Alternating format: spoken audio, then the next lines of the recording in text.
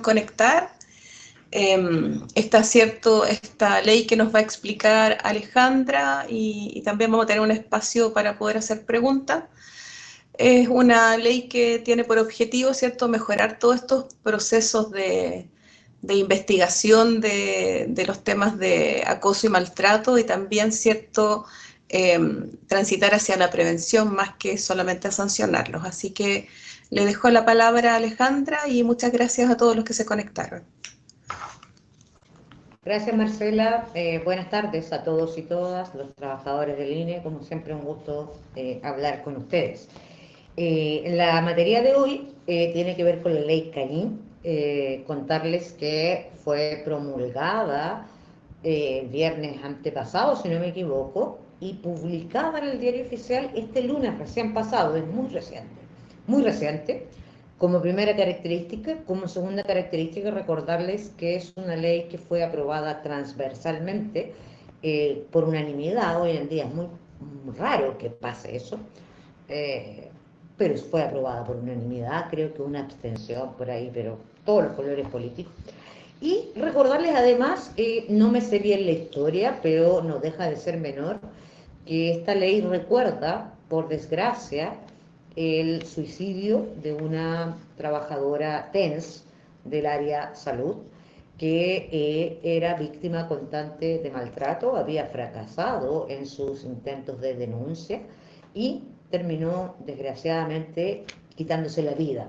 Por supuesto, uno nunca sabe si se quitan la vida por eso o por otra cosa, pero finalmente estamos hablando de una ley que debiera generar las sensibilidades en todos y todas ustedes, todos y todos nosotros, y muy particularmente en el sector público, porque vamos a ver que es una legislación que se aplica distinto para el sector privado y para el sector público.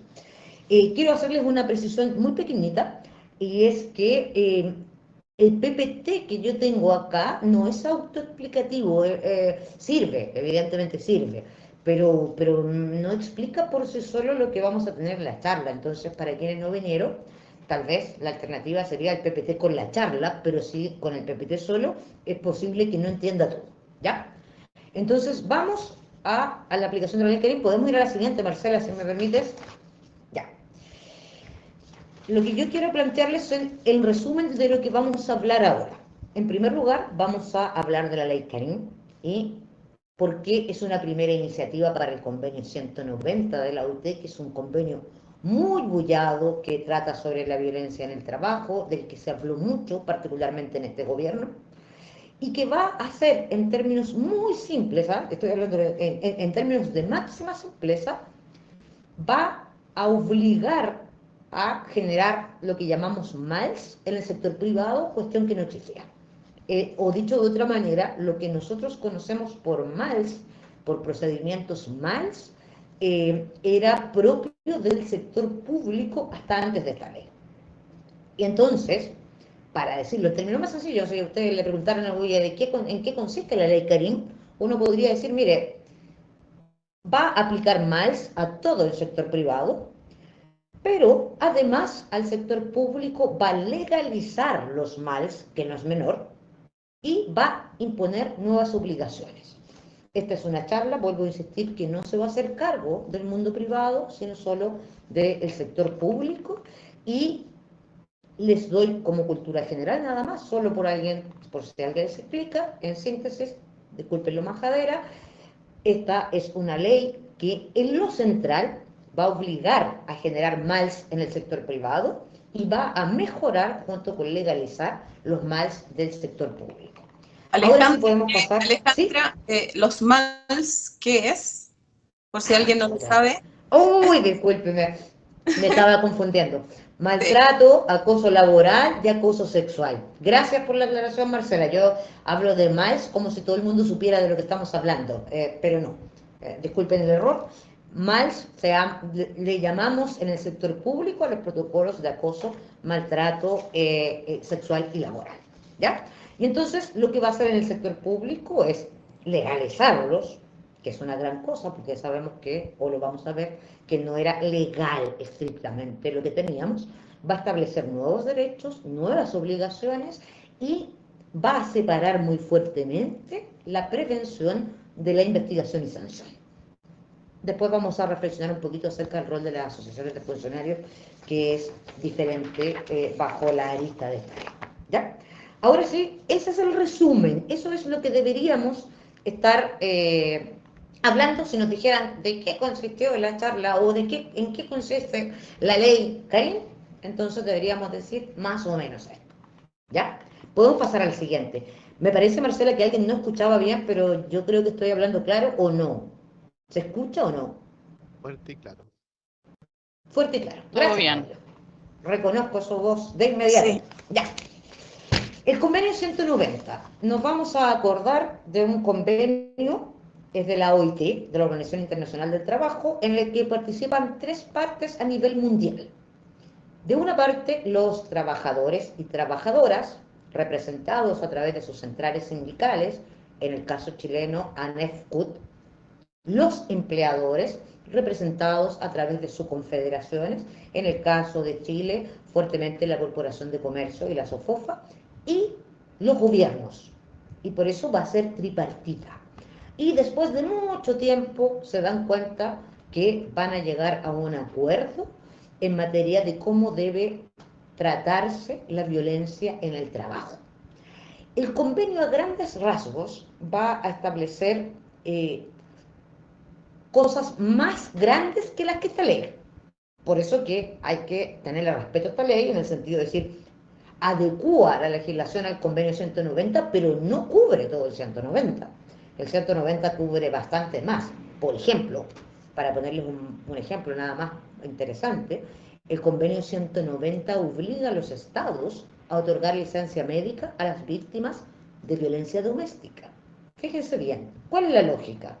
Si hay una persona, hombre o mujer, que está siendo víctima de violencia doméstica, esa persona no puede, no está en condiciones de rendir adecuadamente de manera laboral. Y eso, en otras palabras, lo que le ocurre en su casa también influye en el espacio laboral. Y entonces, una de las obligaciones del 190 es otorgar licencia médica a las víctimas de violencia doméstica, por ejemplo, otorgar o establecer la prohibición de despido en la medida que se acredite que hay una persona víctima de violencia doméstica. Ampliarlo, por ejemplo, el mundo del trabajo a otras categorías como el trayecto, como lo que pasa en la micro, el acoso callejero y todo eso que este convenio, o perdón, esta ley no se va a hacer cargo por completo porque vamos a decir, esta es la primera ley para empezar a abordar un convenio que es así como 100 y aquí partimos con 10, para decirlo en términos muy simples. No obstante lo anterior, todavía su extensión va a ser limitada, pero ya tiene una diferencia, y es que habla de violencia en el mundo del trabajo. Y la pregunta es, ¿qué es el mundo del trabajo? El mundo del trabajo ya no es lo mismo que la sola jornada, ya no es lo mismo que la sola oficina, y ya no es lo mismo que las relaciones con terceros. A veces, por desgracia, hay violencia también en espacios extralaborales, pero con motivo del trabajo. Por ejemplo, la fiesta de fin de año, por ejemplo, los cumpleaños de no sé quién a la hora del almuerzo, etcétera. ¿Ya? No va a abordar todo, que sí aborda el convenio 190, pero va a abordar una parte importante y va a establecer básicamente 3 derechos que son distintos y que nos van a plantear algunas reflexiones bien interesantes. En primer lugar, establece el derecho a un mundo libre de violencia en el trabajo, que no es lo mismo conceptualmente, podemos conversarlo luego, que decir, tengo derecho a no ser víctima de violencia. Tengo derecho a no ser víctima de violencia, tengo derecho a que no me maltrate ni me acose, pero también tengo derecho a que mi medio ambiente laboral no sea violento. Porque, por ponerles un ejemplo, cuando yo veo que alguien está siendo violentada en una oficina y en definitiva esa persona no denuncia o nadie hace nada, aunque parezca loco, también se están colgando un derecho mío. Porque yo vine a trabajar, po, y resulta que tengo que estar puro viendo que la gente maltrata a una, maltrata a otra, se pelean, hay acoso sexual. Yo no vine a eso. Me han comentado muchos hombres, agraciadamente, en los casos que yo he visto de violencia, que sienten plancha cuando hay un caballero que se le pasa la mano y está mirando el trasero de las chiquillas nuevas y él como hombre se siente mal. Bueno, solo a modo de ejemplo, lo que quiero decir es que esta ley va a plantear como sujetos de derechos a todos y todas, porque no solamente yo tengo derecho a no ser víctima de maltrato o de acoso laboral o sexual, sino que también tengo derecho a un medio ambiente laboral que sea saludable. Y aquí es donde la prevención va a tener un gran trabajo que realizar. En segundo lugar, va a definir la violencia en el trabajo y yo quiero que la lean con causal, o sea, que lo que la lean muy bien porque yo creo que todos nos entendemos. Esto es sentido común, alguna gente se ha pasado más rollos que lo que yo creo que deberían pasarse, pero eh, en definitiva, más allá de las tipificaciones que se han hecho de si gritar o no gritar, y si golpear la mesa, si mirar lascivamente, etcétera, etcétera, la UTE va a decir que hay un conjunto de comportamientos y prácticas inaceptables, derechamente. Ya no son tolerables para el año 2023. Si lo fueron alguna vez, ya no lo son. Y con eso le estoy diciendo que esta práctica de golpear la mesa, por ejemplo, o de gritar, es definitivamente violencia, por sí sola. Ahora, que eso signifique que tengamos que ir a, a, a sancionarlo administrativamente, es otro salto. No sé, no quiero que se vayan para allá. Lo primero que quiero que entiendan es que existen conjuntos de prácticas y comportamientos que son inaceptables y que la mayor parte de las veces hemos normalizado. ¿Ya? Que van a amenazar de repente esas prácticas inaceptables, a lo mejor ni siquiera van a llegar a concretar un comportamiento como eso, pero es evidente que hay una amenaza. Y aquí viene un interesante cambio cultural y legal, que ocurra una vez o en forma reiterada, o en forma repetida. Una vez o en forma reiterada, evidentemente vamos a tener que tener criterio para saber cuándo sí y cuándo no, pero que el maltrato ocurra una sola vez no lo hace menos grave, no para la víctima, por lo menos, ¿ya? Que tengan por objeto o que causen o que sean susceptibles de causar, y eso sí que me parece interesante, un daño físico, sexual o económico. Vamos al ejemplo que siempre nos ayuda. Yo voy a mi oficina y yo estoy viendo, ¿verdad?, que a una persona la están maltratando. Primero, vamos a decir, Alejandra Miranda no está siendo víctima de violencia, pero está viendo vulnerado su derecho a, a un ambiente libre de violencia en el trabajo, porque se está contaminando su trabajo. ¿Ya? Pero lo segundo que vamos a decir, oye, en realidad la persona a la que le gritonean, por ejemplo, se para y dice, oye, pero Alejandra, ubícate, si a mí no me pasa nada con eso. Yo no tengo ningún problema con eso. A mí no me ha causado menoscabo. ¿Y qué es lo que le va a hacer el convenio 190? No importa.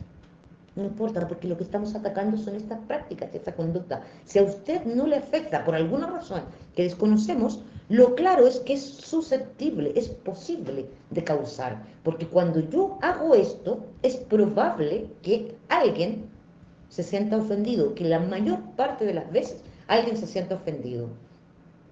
Me explico, ¿no? Si yo les digo, oye, todos ustedes son una manga ignorante, como hay, por desgracia, en el INE gente que hace eso, algunos de ustedes dicen, ¿qué me importa a mí lo que dice el abogado? Pero finalmente es una forma de maltrato, lo sientan o no lo sientan. Me explico, ¿sí?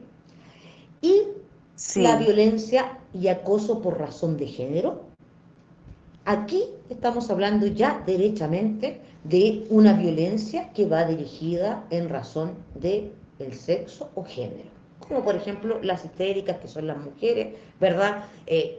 O somos las mujeres por razón de su sexo o género. En general, las víctimas de femicidio tienen que ver mucho con ese fenómeno de maltrato. Las trabajadoras sexuales suelen ser víctimas de violencia sexual. ¿Y en razón de qué? De su género, pues, o sea, los prostitutos no los maltratan, a las prostitutas sí. O que afectan de manera desproporcionada a las mujeres. ¿Ya? Entonces, lo primero que nos vamos a situar conceptualmente ahí, y luego vamos a ver que esta ley va a traer consecuencias, exigencias mínimas para los protocolos MALS, que va a separar fuertemente la prevención y la sanción, separados completamente. Si son dos procedimientos o uno da lo mismo, pero conceptualmente muy separados. Y lo que ya les había dicho, pero súper a grandes rasgos, en el fondo, la ley Karim, para nosotros, el Estado va a significar legalización de los males y perfeccionamiento de los males. Legalización, interesante, porque nuestros protocolos, todos dicen que hay que respetar el principio de celeridad, pero lo dice un protocolo, una resolución exenta. No es lo mismo cuando lo dice la ley. ¿Ya? Entonces, ¿vamos a la siguiente, Marcela? Ya. Este es un recordatorio nada más de cultura general para que nos vayamos acordando cómo es que aparecieron los MALS en el sector público, si es que recién el lunes aparece una ley.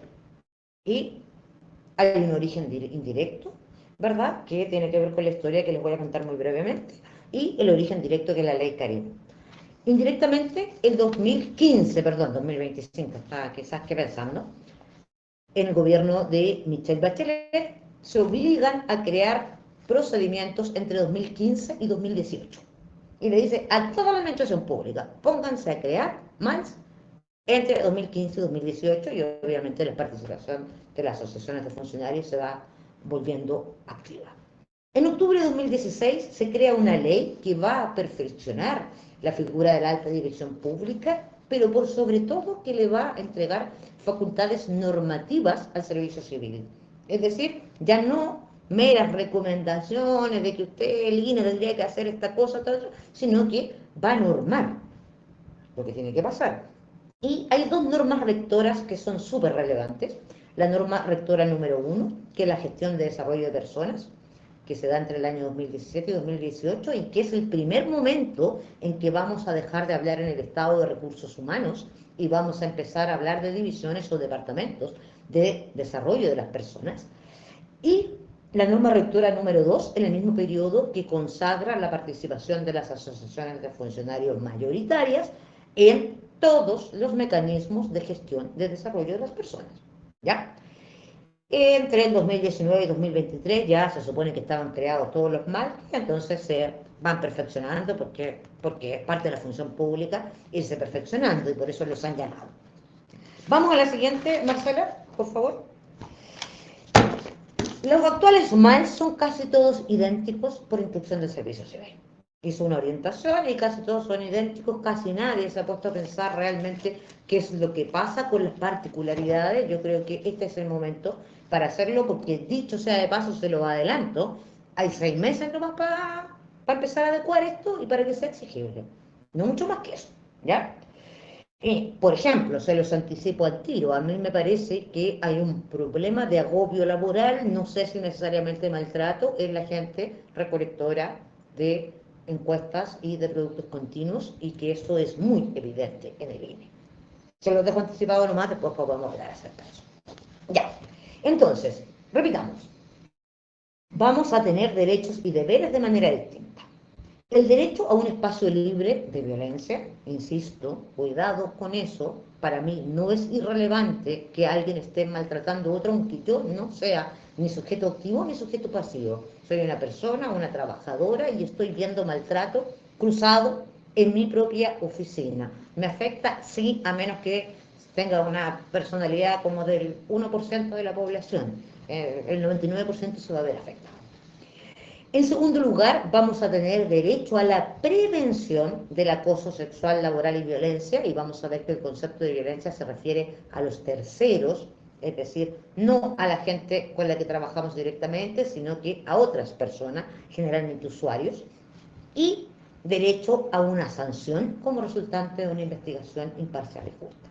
Aquí lo que les venía anticipando, da lo mismo si el servicio decide si va a ser un mismo protocolo, o sea, un mismo instrumento que se va a llamar de prevención y de investigación y sanción, da lo mismo.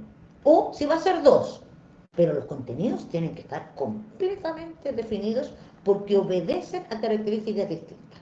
Y los actuales MALS no han hecho esa distinción, todo lo contrario, creo yo que han confundido la sanción con la prevención. Con plazos definidos, insisto, 6 meses, en fecha concreta, 1 de agosto del año 2024. Pasemos a la siguiente, Marcela. Las definiciones básicas vienen en el Código del Trabajo, pero recuerden que en estas definiciones el Estatuto Administrativo es hermano, por lo tanto se aplica.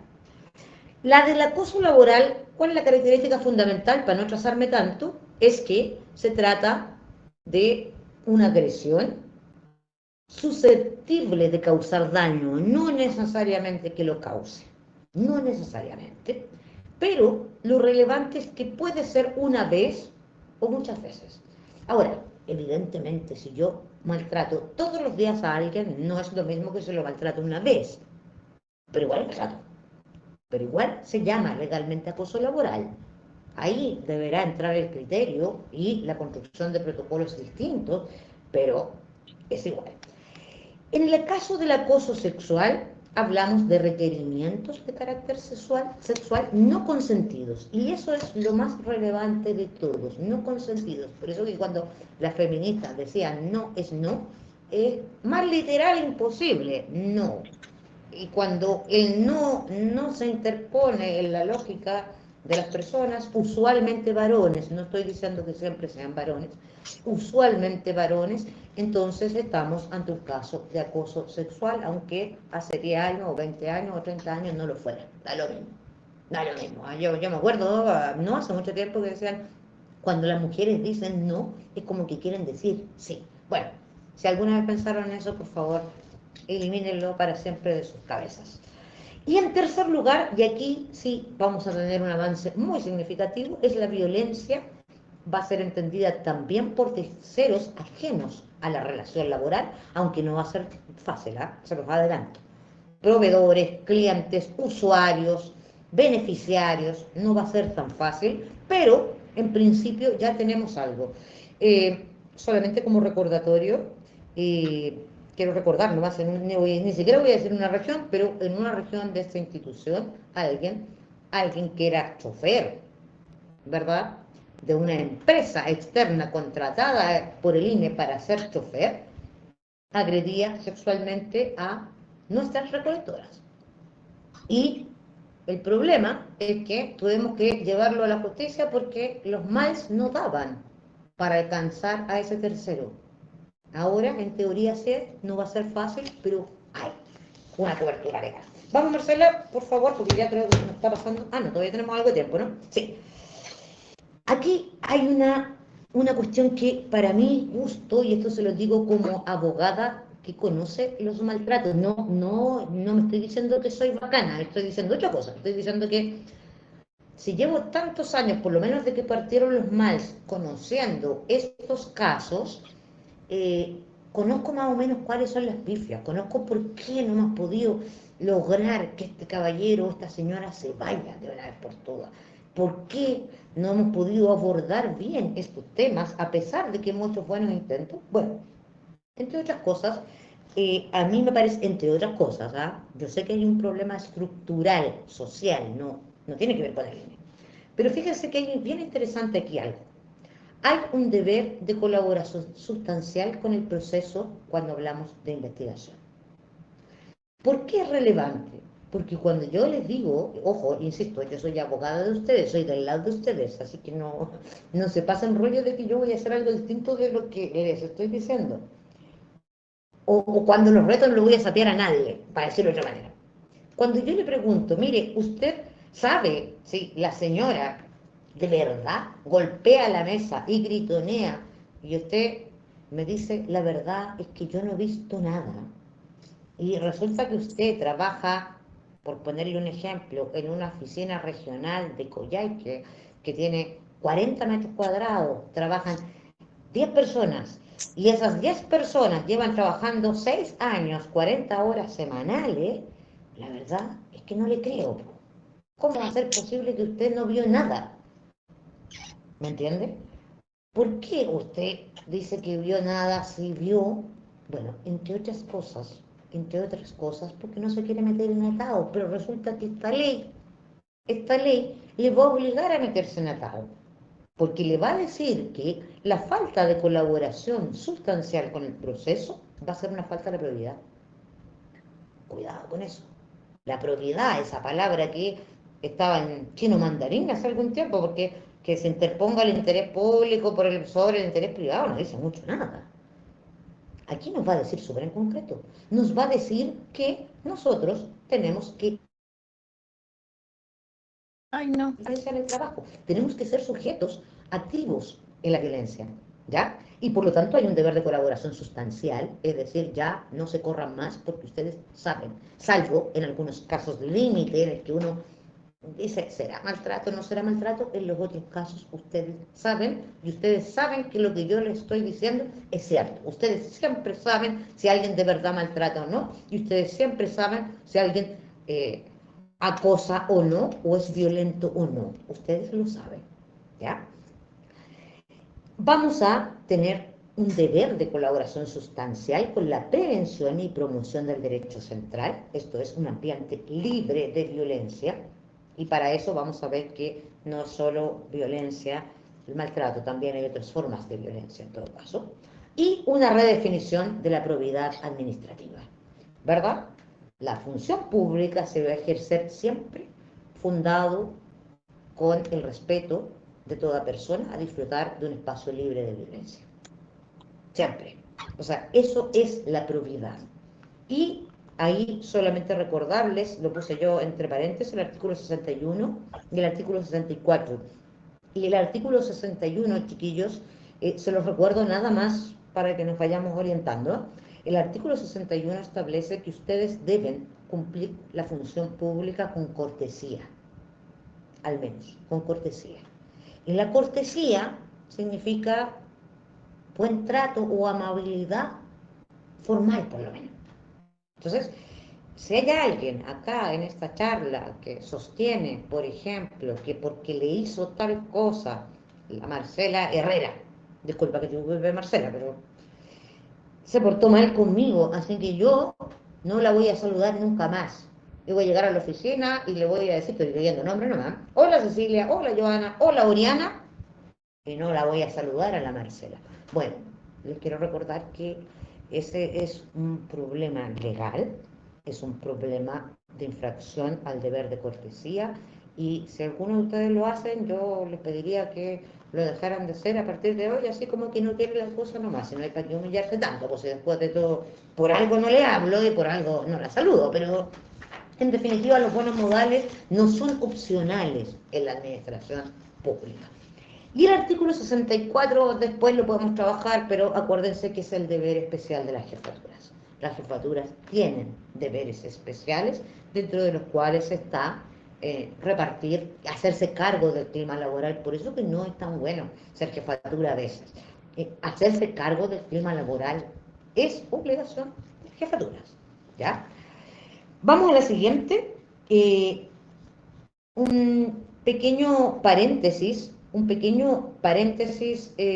para que nos ubiquemos con unas distinciones que son relevantes. Yo no me acuerdo si aquí vienen. Quiero separar conceptos. Una cosa es el maltrato, acoso sexual y laboral, la violencia, y otra cosa completamente distinta es el agobio laboral.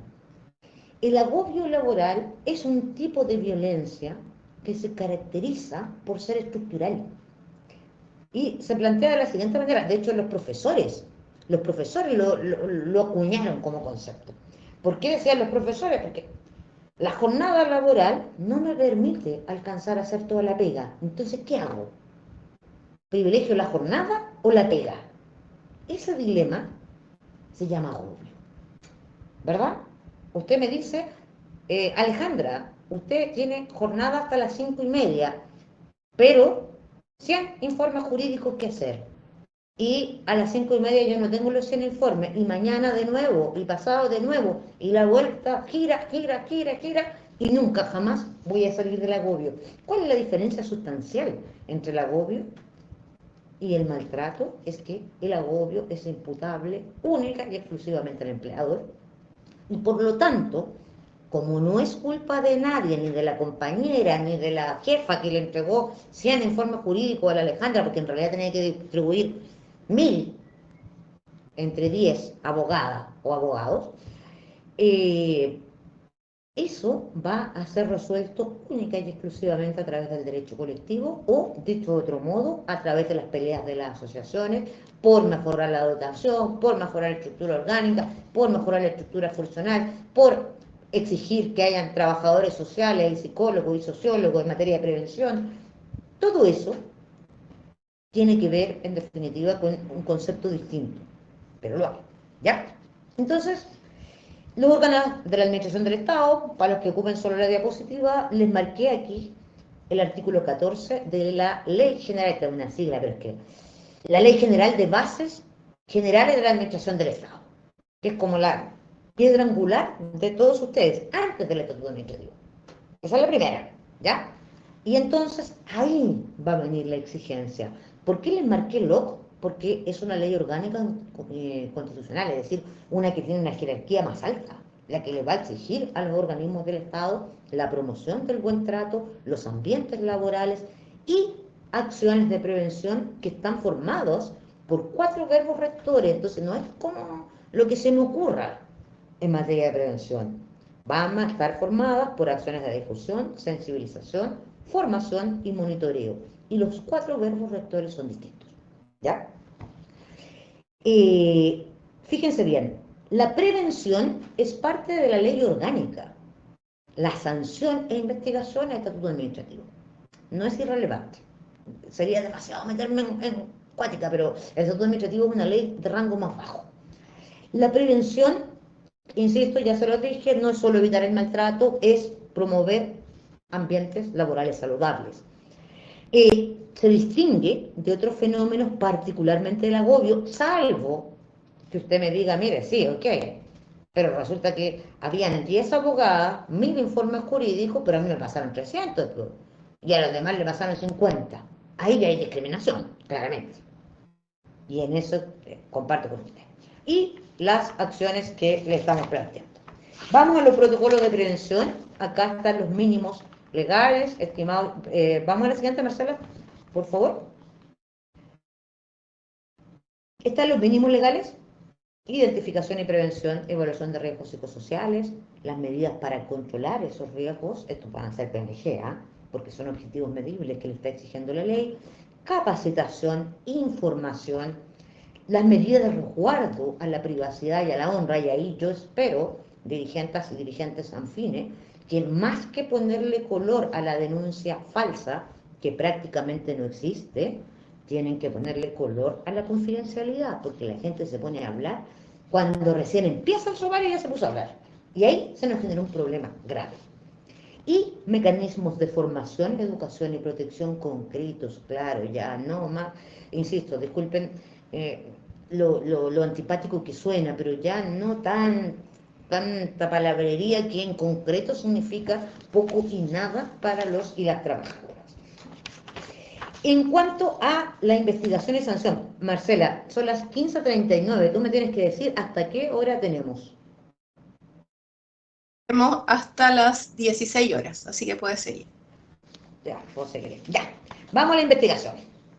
Vamos a ver. Nos va a cambiar la figura de la víctima y la de denunciante. Hasta ahora, ustedes saben que tenemos un proceso. Es que, ¿sabes por qué te decía, Marcela? Porque no sé si, no estoy segura si alcance.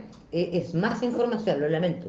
Tal vez tendríamos que, capaz que resguardar otro o darle una pincelada de lo que viene, pero no, creo que no voy a alcanzar a las 4. Claro, Ya, ¿no? Si vamos a la podemos sanción. continuar en una parte 2. Ya, ok. Si quieren, si tenemos preguntas, podemos hacer así, o pasamos nomás, Marcela, y le damos unos minutitos finales. Ya, ok, pasamos nomás. Vamos. Acuérdense, pensemos en investigación sumaria, sumario administrativo actual. Este sumario de investigación sumaria tiene la siguiente característica. Una persona denuncia y es la administración contra el inculpado. Esa es la relación jurídico-procesal. Es como cuando ustedes ven las películas estadounidenses y dicen el Estado contra Alejandra Miranda. Porque, ¿cuál es la pelea? La pelea es que yo hice un daño a la sociedad y por lo tanto me tienen que perseguir. La víctima no entraba en ninguna parte. No existía en este procedimiento porque la lógica del sumario administrativo está pensado para otra cosa. Está pensado para sancionar al inculpado porque afecta la probidad administrativa, pero nunca pensó la víctima. Y entonces esta ley nos va a decir, mire, ¿sabe qué? También tienen derecho a las víctimas y los denunciantes también. Y entonces, fíjese bien, cuando usted denunciaba casos, nadie le decía, nadie se cerró y nadie tiene idea, ¿sí? Nadie está obligado. Desde ahora en adelante, es decir, desde el 1 de agosto, ¿verdad? La víctima y denunciante, que pueden ser dos personas distintas, van a tener derechos en ese sumario. Y derechos bien importantes. Primero, aportar antecedentes, a conocer la formulación de cargos. Acuérdense, ahora, ¿quién conoce la formulación de cargos? El inculpado o la inculpada, el abogado o la abogada. Ahora, el fiscal o la fiscal va a tener que notificar a quien denunció y a quien fue víctima, si es que coinciden o no, dependiendo del caso. Va a tener derecho a presentar recursos. O sea, si hay un sobreseimiento, si lo dejaron libre el caballero, entonces, o la señora, entonces voy a presentar reposición de apelación, o porque la sanción no me parece, o porque es muy baja. En definitiva, el derecho a ser escuchado va a estar garantizado en este nuevo procedimiento. Va a haber un derecho también a ir a la Contraloría en caso que usted se entere de una absolución o una sanción y no le guste. Por ejemplo, fue sancionado con una anotación de demérito y resulta que la cuestión era alto más grave. O la verdad es que fue absuelto y dice que es inocente porque no habían pruebas. ¿Y cómo se...? Más evidente imposible, ¿no? Aquí, paréntesis, entre comillas, la mayoría de los sumarios formales en este minuto en la administración pública termina por sobreseimiento. Y sobreseimiento es un concepto que se utiliza para definir aquella investigación que no termina con la verdad, por así decirlo, sino que termina por cuestiones formales. O dicho de otra manera, cuando yo hago una investigación, yo tengo que decir si la Marcela es culpable o inocente, o la Alejandra es culpable o inocente. Y eso, culpable se llama sanción, inocente se llama absolución. ¿Qué pasa entonces con el sobreseimiento? El sobreseimiento pasa por cuestiones formales, porque, por ejemplo, el inculpado se fue del servicio, porque no alcanzaron las pruebas y el fiscal estima que tiene que ser sobreseído, porque hubo prescripción, o sea, ya pasó la vieja para denunciar. Entonces, ser sobre... El ejemplo más gráfico que se me ocurre siempre, el general Pinochet o el dictador Pinochet, como ustedes quieran, fue sobreseído, nunca jamás fue declarado ni inocente ni culpable, fue sobreseído por salud mental. Entonces, ese proceso no terminó de manera normal, terminó porque en definitiva no pudieron valorar, creo yo que no supieron valorar la prueba porque de repente sí hay suficiente prueba. Y en el caso del primer nivel jerárquico, fíjense bien, la resolución que sanciona, absuelve o sobresee incluso, digamos, primer nivel jerárquico, o sea, estamos hablando de la jefa, o jefe, ahí sí tiene que ir a tomar razón porque la Contraloría tiene que revisar. Obvio, las razones son obvias y son muy lógicas, estimados y estimadas. es evidente que el poder que tiene la primera jerarquía es mucho mayor que la que tenemos todos nosotros juntos incluso. O tal vez no, o tal vez juntos no. Si estuviéramos juntos, no, me equivoqué. ¿Ya? Eso por una parte. El procedimiento puede ser iniciado de oficio, es decir, incluso sin denuncia, cuando la autoridad entiende que hay un caso de atentado evidente hacia la vista, que peligre la integridad física ¿cómo se llama? O a la vida. Por ejemplo, si ve que hay una persona que sacó un cuchillo, ya no vamos a estar pidiendo que la víctima se decida o no se decida, ¿no? Hay otras cuestiones, alguien está pidiendo la mano y yo creo que, Marcela, vamos a alcanzar a terminar esta lámina, lo lamento mucho, pero es demasiada información. El procedimiento puede ser iniciado de oficio, puede ser denegado por resolución fundada, y aquí sí me quiero detener, porque efectivamente han habido muchos casos donde del solo relato se desprende que no hay maltrato ni violencia, sino otra figura. Del solo relato. Y cuando les digo relato no me estoy refiriendo a quien habla mejor o habla menos mejor, o quien escribe con faltas de ortografía, o quien escribe correctamente, no. Estoy diciendo que cuando uno entiende claramente es porque ocurrió, y a veces no se entiende nada. A veces lo que uno entiende cuando lee el relato es que hay un clima laboral pésimo.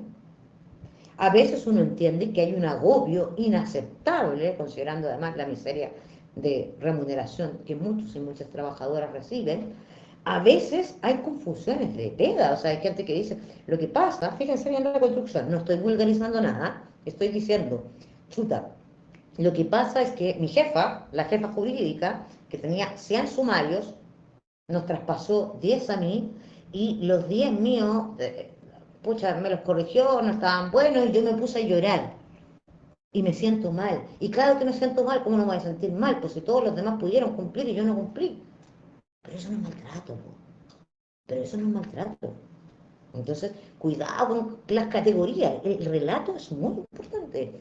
Es muy importante porque la resolución fundada, en definitiva, lo que tiene que tener son fundamentos fuertes para decir, oiga, mire, sí, yo revisé esto, revisé esto, revisé esto, revisé esto, y revisé esto, y me parece que tal cosa. Y usted podrá apelar y qué sé yo, pero en definitiva no puede pretender que toda acción, que algunas veces es muy clara, insisto, que obedece a otros problemas, muchas veces de amistades que se molestaron, ¿no?, entre sí, no puedo pretender que todo se transforme en un procedimiento sancionatorio.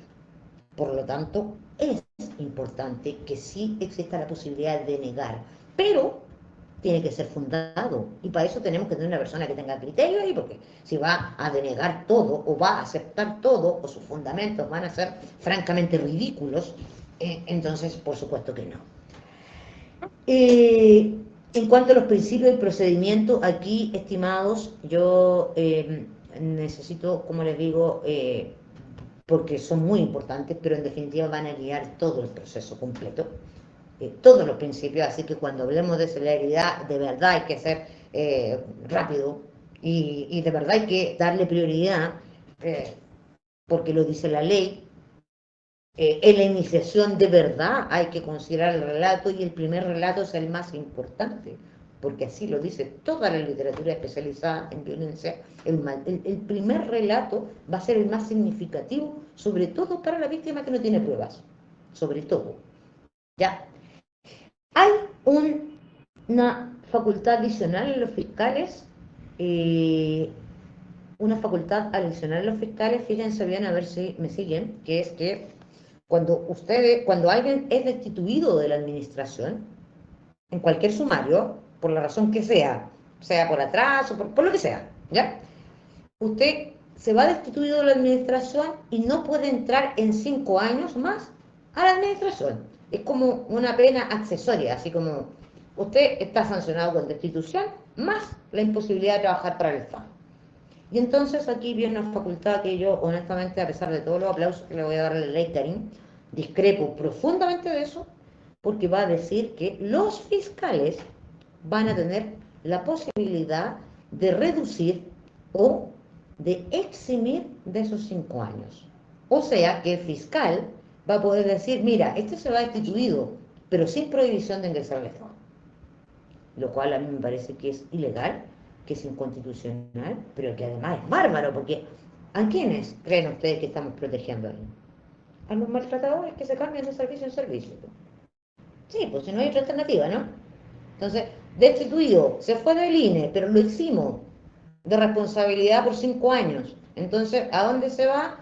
Al IPS, pues. Y si no, al Servicio de Impuesto Interno. Y así nos damos vuelta. Y los maltratadores llevan dando vuelta como 30 años en este país, entre Estado y Estado. Por lo tanto, yo les aviso al tiro que quien sea que trabaje conmigo, yo esa la voy a discutir en cada uno de los procedimientos y si tengo que llegar al Tribunal Constitucional, mala pata, pero de verdad que es inaceptable, se les pasó. Y finalmente, porque aquí voy a tener que culminar, Marcela, y vamos a tener que dejar, desgraciadamente, lo que venía sabrosísimo, la materia de la equidad de género, los principios de procedimiento y el debido proceso y la reserva. Le quiero decir que los fiscales y las fiscales tienen que estar formadas en prevención, investigación y sanción de acoso, género o derechos fundamentales. Lo que no significa que tengan que ser trabajadores sociales o psicólogos o sociólogos. Yo creo que el fuerte psicosocial debería estar en prevención. Yo creo que acá deberían haber abogados. ¿Y sabe por qué? Porque el procedimiento es muy delicado. Solamente por eso. Porque el procedimiento, por la naturaleza es delicado, porque imagínense que si yo la embarré y logro que la Contraloría ordene la reapertura del sumario hasta las nuevas declaraciones, el riesgo de revictimización es notable. No puedo darme el lujo de tener a una persona que se arriesgue a una nulidad procesal como si nada hubiera ocurrido. Entonces, yo creo que deben ser abogados, pero no cualquier abogado. No cualquiera. Aquí hay que vigilarlos y la Asociación de Funcionarios tiene que vigilarlos. Estimados, lo que pasa, y aquí paréntesis, es que vienen los principios para guiar la investigación, las perspectivas, los conceptos de los prejuicios, los estereotipos de los libretos, los plazos de iniciación, la retroactividad, o sea, no alcanzo. De verdad, a las 4 no alcanzo, entonces podemos fijar otra, insisto, por favor, quedémonos solo hasta aquí. Convenio 190, aplica la ICARIM, trabajamos la prevención como un acápite especial, los derechos como un acápite especial, dijimos que ahora son legales, dijimos que se van a empezar a ser exigibles desde el 1 de agosto del año 2024 y alcanzamos a ver mínimo del protocolo de investigación, que para la ley son distintos, aunque vengan en el mismo cuerpo, son distintos. Por la relevancia que esto tiene, yo preferiría, disculpen haberles quitado de su tiempo y quitarles todavía más, pero preferiría que pudiéramos organizar otra reunión porque al menos me quedan unos 20 minutos y las preguntas de ustedes dan para harto más. Así que, Marcela, te dejo. Queda la mitad de las diapositivas, así que queda bastante Sí, todavía por sí. explicar y no es una materia tan simple de entender.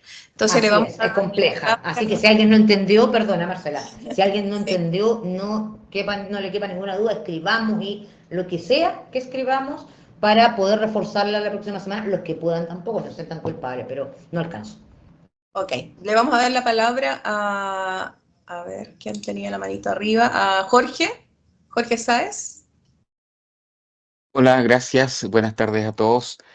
Una consulta. ¿Es normal que mientras se haga un proceso de un sumario al acusado o la acusada se le prive el acceso al correo institucional, al Teams y al archivo Drive? Por ejemplo, hoy día hay un proceso acá y le sugería a quien estaba acusado que se conecte para que se oriente sobre cuál es el proceso. Y me dijo, no puedo porque me tienen bloqueado. Entonces le dije, detállame por qué te tienen bloqueado. Ella está suspendida, a pesar de que el proceso todavía no termina, lo que me parece Ya. ya una sanción, y eso significa que el proceso ya es irregular, no se dio el debido proceso.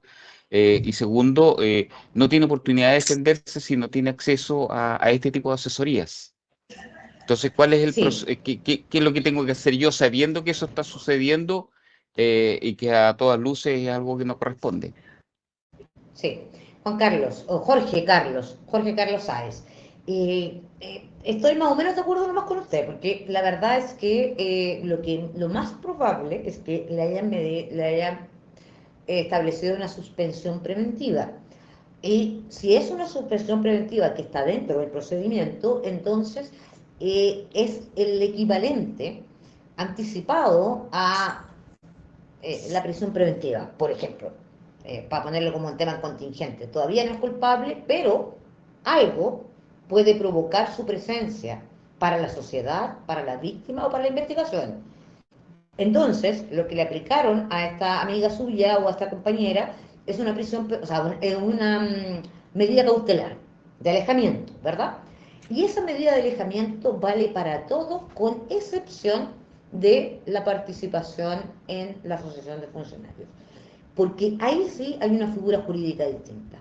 Pero como vale para todo, evidentemente no tiene acceso a nada. Ahora, si usted no tiene acceso ni a trabajar, lo único que tiene acceso es a la remuneración, ni a trabajar, ni a ir a la oficina, ni nada de eso.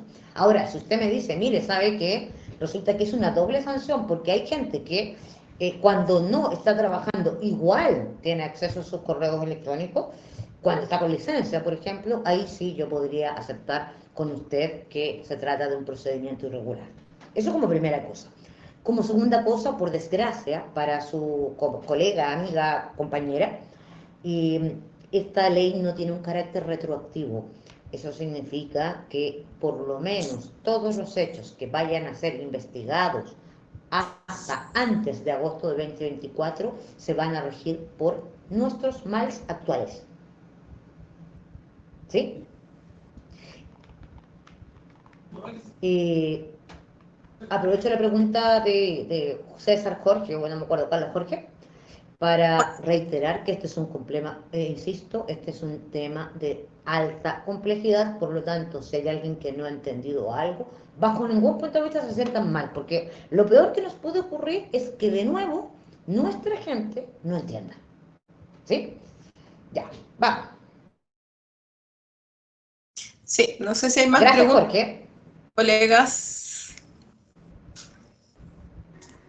No Yo, más. Marcela Cecilia de Coyhaique, voy a leer una consulta que hay acá de parte de una colega que no tiene micrófono para hacerle al aire, la voy a leer yo, y Perfecto. a nombre de María Lidia, porque ella está escuchando en este minuto. Dice, si uno denuncia un hecho de maltrato, ¿cuánto debiera demorar el proceso para aplicar la sanción a la persona agresora?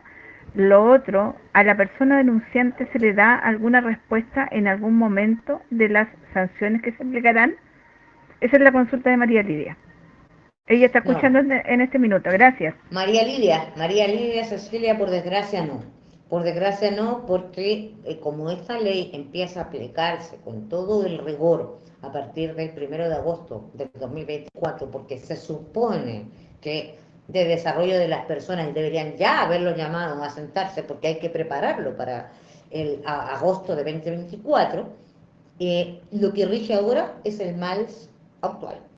Y el MALS actual tiene dos problemas que hacen que su amiga se sienta frustrada, ¿ya? El primer problema es que no consagra ningún derecho para la víctima, así que a la víctima, mire, capaz que esta ya terminado y la víctima o la denunciante ni se enteró. Y si se enteró por ahí. Qué desgracia, ¿no? Pero es así. Y en segundo lugar, el segundo problema que tiene el MALS es que es una resolución exenta y no una ley. Y entonces, igual va a salir un protocolo con resolución exenta, pero cuando empiece a pasar un año o dos y no haya celeridad, no le quepa duda que vamos a estar demandando. ¿Me entiendes? Cuestión que no podemos hacer ahora. Porque nos van a decir, oiga, cuidado, pues los plazos de la administración no son fatales. Los plazos de la administración no pueden ser llegar y vulnerados por una norma. Y además es una resolución y mañana vamos a cambiar la resolución. Entonces, tiene razón su amiga para tener preocupación porque, por desgracia, este es un avance, pero no ahora, no en enero 2024 y lo que ya pasó, ya pasó. Feo suena, pero ya pasó. Sí. Alejandra, ¿Mm? una consulta. Respecto al tema de prevención, que me imagino que también se va a explicar un poco más en la próxima sesión, existe, o sea, siempre se debe investigar o se pueden tomar decisiones más severas antes de investigar. ¿Por qué pregunto esto? Tenemos una situación, ¿cierto?, de una jefatura que llevaba un mes recién llegada a la institución, que provocó un tremendo problema de clima laboral y maltrato en el equipo, y bueno, la institución decidió hacerle un sumario. Llevamos más de un año, esta funcionaria que pasó a trabajar un mes, lleva un año suspendida recibiendo todas sus remuneraciones, y el sumario tiene como para rato terminar. Entonces, nuestra observación que hemos hecho reiteradamente es que en estos casos la dirección debió haber tomado una actitud más proactiva y más de tolerancia cero, porque es una persona que era realmente fácil de sacarla del servicio. Sí, pues. Y mira, ¿sabes qué pasa, Marcela? Que además, yo, honestamente, para mí es un misterio cómo se dividen los procedimientos. Yo entiendo que en algunos casos, cuando hay muchos sumarios, se traspasan, ¿no es cierto? Cualquiera persona puede ser, no tiene que ser abogado, no, puede ser cualquier funcionario o funcionaria, fiscal o actuario, y en general funciona bien. La excepción, yo la decía en el caso de maltrato por la naturaleza, pero no es que crea que todos tienen que ser abogados.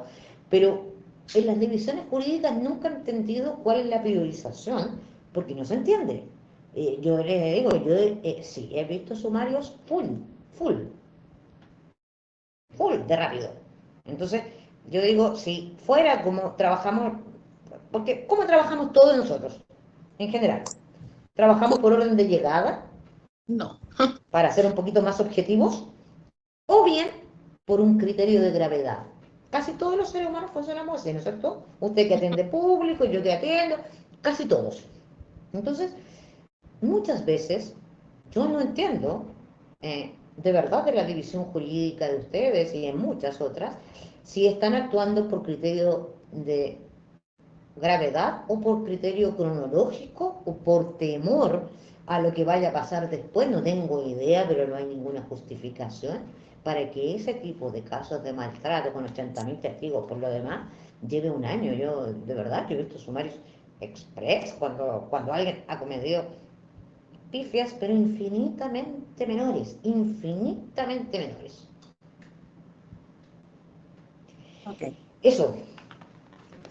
Okay. No sé si algún colega tiene otra consulta para que lo dejemos hasta acá y lo vemos en la próxima sesión. Yo no sé Sí, si pueden todos... Ah, perdón. sí, disculpa, Marcela, yo quería hacer un comentario respecto del Sí, último punto de la lámina que está mostrando, cuando dice que el Clau. procedimiento con fiscales preferentemente formados en materia de prevención, investigación, sanción de acoso, etc. Entonces, Marcela ahí comentaba de que, según su opinión, particularmente con lo que tiene que ver la investigación, sanción de acoso y género de derechos fundamentales, era una tarea, o esos fiscales deberían ser gente formada como abogados o abogadas, ¿cierto? Entonces, mi pregunta es, la situación de dotación de abogados y abogadas que hay en la institución actualmente, donde me parece que están concentrados en un 100% en el nivel central y en regiones no las hay. Me parece que esa es la realidad. Entonces, por eso que más que una pregunta hacia la abogada, es para ti, Marcela, respecto de qué manera podríamos llegar a una situación en que efectivamente este tipo de investigaciones fueron llevadas a cabo por profesionales en el tema. Es una observación que hicimos cuando se generó el primer procedimiento de sanción. Lo pedimos como afines expresamente que los casos de gravedad fueran atendidos por abogados. Sin embargo, la respuesta de la división jurídica es que no tienen capacidad para asignar abogados a esta labor, que tienen otras prioridades claramente, y lo dejaron, ¿cierto?, fuera. Entonces, creo que la oportunidad está con esta nueva ley en la que sea muchísimo más exigible, porque tiene es una transformación bastante favorable a las víctimas. Entonces tenemos que generarlo ahí, pero la verdad es que nosotros cuando se hizo el primer procedimiento hicimos esa observación, y de hecho se nos dijo sí, lo vamos a considerar, y cuando sale la resolución no se consideró. Entonces, de hecho, el procedimiento actual es muy, muy básico y la verdad es que todos los que hemos tenido experiencia en temas de procedimientos administrativos por acoso y maltrato ha sido realmente desgastante porque son eternos. Tenemos sumarios que llevan 4 años, 5 años, que las víctimas o los victimarios ya se fueron de la institución y los sumarios siguen. Hay muchísimos que están todavía sin siquiera asignarse fiscal.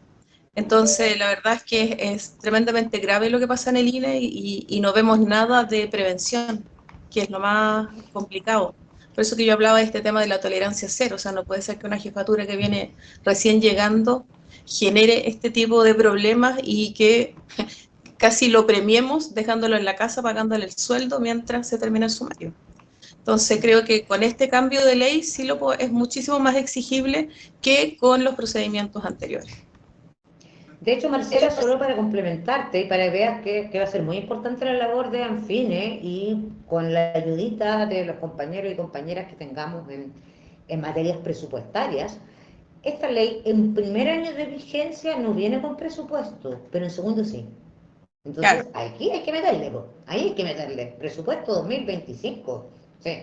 2024, ordenemos la tasa, veamos, fijemos las necesidades, cuántos abogados más se necesita por región, por último, más Corozona, no sé cómo lo irán a hacer, pero efectivamente hay que ponerle seriedad a estas cosas porque los legisladores van y las tiran. Y yo hasta ahora no he visto a nadie preocupado de la ley Karina. O sea, de verdad que no. El ANFINE es el primero, así que veamos si podemos sacarle limpio algo positivo. Y bueno, Marcela, si prefieres, Sí, tú fijas sí, fecha, yo tengo disponibilidad para la otra semana para cerrar con los que estamos, si es que quieren, y si no, tendremos que volver a hacerlo sí, los yo que creo puedan que venir, obviamente. próximo miércoles a la misma hora para que podamos terminar, ¿ya? Así que agradecemos a todos los colegas que se pudieron conectar. Si tienen preguntas, luego de estas reflexiones igual las envían al chat para poder responderlas la próxima semana. Así que a todos muchas, muchas gracias. Hasta luego. Gracias, Que tengan Alejandro. muy buena tarde. Saludos a Gracias, todos y todas Muchas de Alejandra. todas partes. gracias. Saludos a todos. Vale, chao, que estén muy bien, cuídense. Chao.